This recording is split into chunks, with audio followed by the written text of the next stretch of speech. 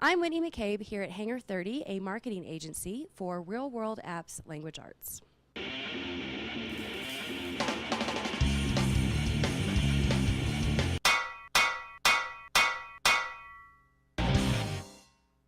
All right, Ryan, tell me about yourself, your name, your position, what do you do here? Sure. My name is Ryan Woodhouse. I am a content and product specialist for Hangar 30. We are a digital marketing agency, or content producers, if you will, for primarily clients within the Department of Defense. So we service a lot of clients within, like programs within the Air Force or the Air National Guard, for example. So what is a content and product specialist? Primarily, I write a lot of content, everything from long-form blog posts all the way down to 140 characters in a tweet on behalf of our clients and our individual programs. As far as the product specialist part, I typically will be in charge of coming up with enhancements to our programs and pitching our clients on either new products or ways we could change products on their behalf to make them more effective and things like that. Tell me about your day. When does it start? What do you do? What's the process? I get in around 7, which is way too early, but that's when I start my day. Then I typically work into my day. I can't just immediately start and hit the ground running. That's why I do, say, brain exercises, or I'll watch a TED Talk when I first get into the office, and then I'll start with something that comes most natural to me. One of my duties around here is I'm the resident social media expert. So I'm actually in charge of and run several of our social media campaigns for our different products. So how long have you been a content and product specialist? I've spent the last 5 years in digital marketing, but I've actually only been here for about 3 months. What was your undergrad degree? I did journalism and mass communication with a strategic communication focus at the University of Wisconsin. Go Badgers. So were you always attracted to this type of work? I was pretty convinced that I was going to do something in medicine. And then in high school, I got a job working for the local NBC station in my hometown, and actually ended up working as a reporter for the teen magazine show. Did you always want to write, or have you always enjoyed writing? I always enjoyed talking more than I did writing. And that's kind of how I think my writing style developed. I've always been more conversational in my writing, as opposed to, say, technical writing, where you have to reference a lot of facts and figures and be very, very strict with your speech and your word choice. So how important was what you learned in your English classes in high school and college to what you do today?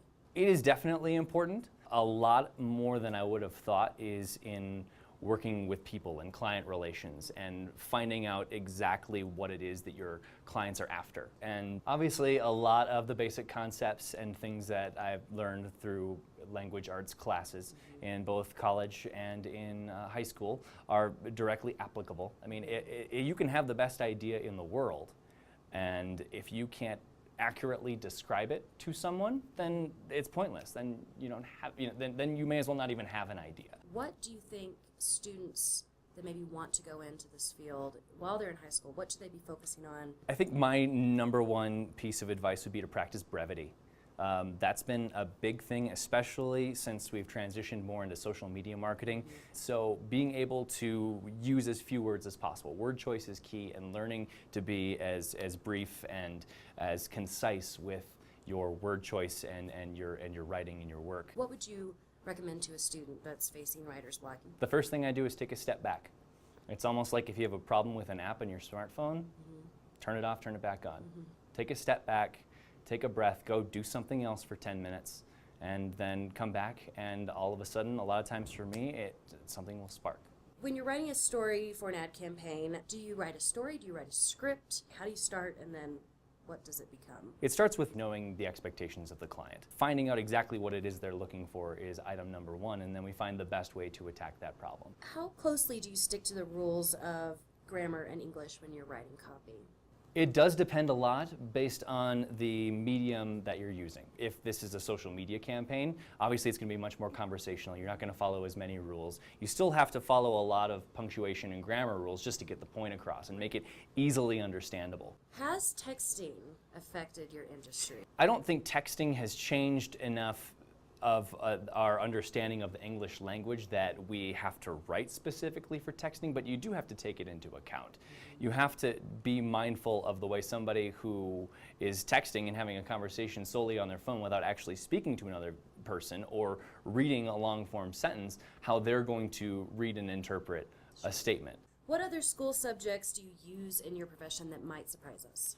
I do a surprising amount of math in creating campaigns, and a lot of different tools that we create for our apps deal with financial calculators and things like that. So a lot of math goes into creating that content. So, are you a grammar nerd? Would you call yourself a grammar nerd? Yes. It has made Facebook almost unbearable. Yeah, I agree. Not having proper grammar and punctuation, it drives me nuts seeing that day in and day out. What do you think of Weird Al's word crimes video? That is my jam. Do you have a favorite punctuation mark? Oh, the exclamation point. Oh, really? Uh-huh. Mine's a semicolon. Absolutely. Why? Just Wonder What do you Woman. do with the semicolon? She can work on her own.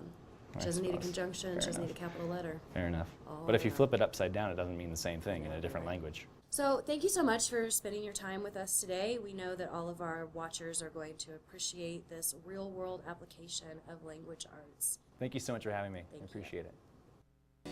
Subscribe! Come on, push the button. You know you want to. Do it.